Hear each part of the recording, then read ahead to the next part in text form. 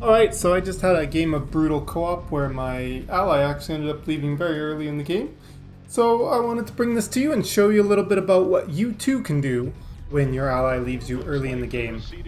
And how it's actually not always going to be a guaranteed loss or that hard.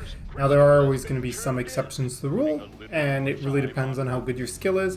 But I find that in general the easiest way is just to build your army, build what you're familiar with, and have your teammates' army become the main macro, the main economy. So this is a pretty standard build, nothing too crazy. It's nice that he helps defend early on there with his mines. I really wasn't too sure what I wanted to do, so I built my robotics facility first. I kind of was thinking that, I find carriers can be a little boring sometimes when playing Karax, so I don't do them too much. And as you can see right there, he's left the game. I have no idea why he chose to leave. He just did. So I'm going to carry on. I'm trying to think, crap, I don't really know what I want to do yet, but I know it's pretty doable. I'm going to work through this. So let's bring his units back, make sure they're not going to get eaten by the lava. Let's send some workers over. They're going to be making the command centers for me. And most importantly, I'm switching my tech over to carriers, because I find that carriers are definitely a very nice A-move army without... they can handle anything. And also just, the fact that, there's air, that's also a good reason too. But my main consideration for carriers was as long as you're not against something like Scourge, they're an amazing A-move army that doesn't require much micro, they, with all the self-repair and everything. So I'm going to say this is definitely the most hectic part of the game that I had to deal with right here. I wasn't prepared, I didn't have cannons down. As you can see, using my call down abilities to destroy the majority of that wave.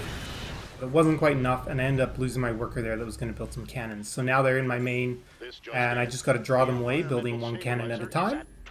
Just, the breadcrumbs kind of idea. And now I've got my defenses to deal with them against there. And at the same time, so that's going to be cleaned up. Now I know I can safely switch my view. We're going to start cleaning up this base. We really want to get that macro started as soon as possible. You might notice here that the lava is going to be coming up while I still have 2 crystals, or whatever you want to call them, on the low ground. Let them die. It's not a big deal. You can fail a certain amount of stuff in every co-op.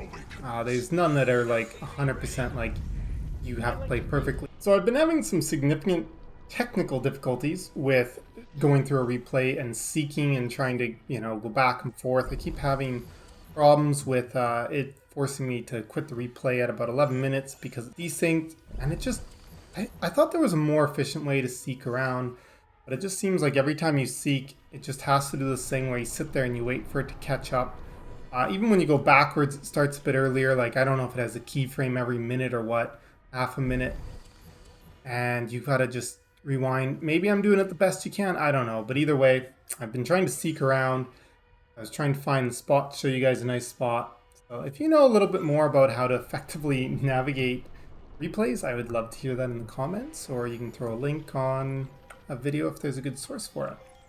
Thanks. So yeah, we've got ourselves to a pretty good point in the game. I got a ton of carriers, I got a big army, as you can see. It's not super huge or anything, 114 supply. But do remind yourself, I've only got about 20 supply in workers. One thing that I did just to take some cognitive load off myself while playing is, holy fuck, this guy talks a lot. I almost want to turn off the sound. I'll just take my headphones off and I don't have to listen to him.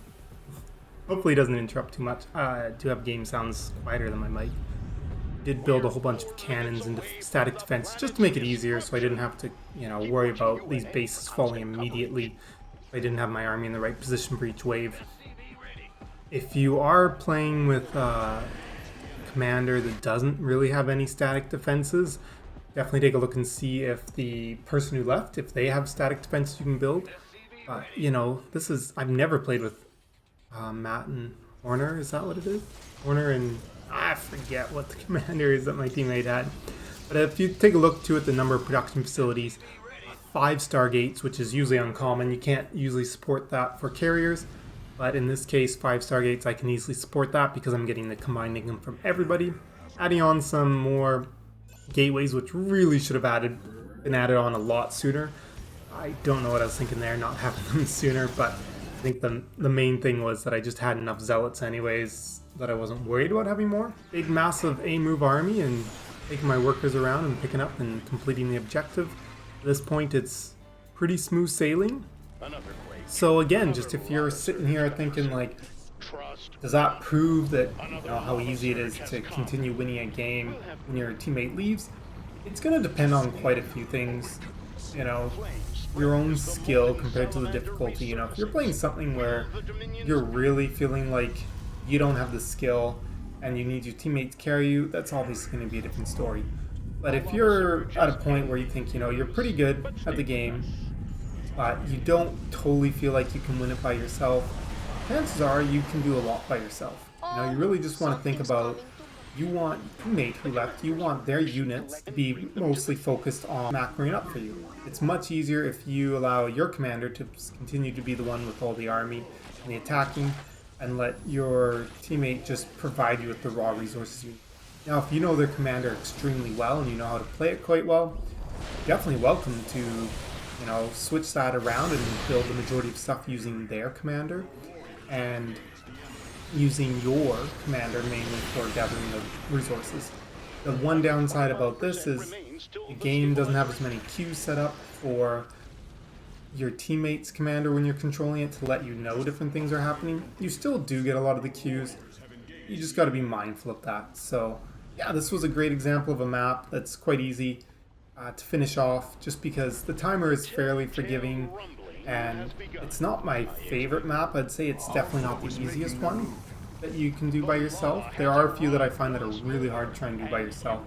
So I would just suggest those when your teammate quits, don't always assume that there's no way forward, and just think about, you know, what can I do? How easily can I just defend our bases, have him produce all of the income, and then free up the supply for me to produce army.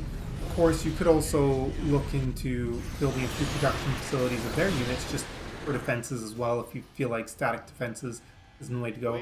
Or if you're an even better player than me, you could definitely control both bases simultaneously, build units out of, well, again, the whole point of this is just showing you if you don't feel very comfortable with continuing down a game when your teammates left. And yeah, as we can see, just about to get the victory. Gonna pause here for a little bit so that I can get the nice bonus. And then once we get the bonus kill, we'll send in our last couple of workers to complete the match for us. And that's that. Thank you for watching, guys, and please leave me any feedback that you'd like to, good or bad, in the comments below.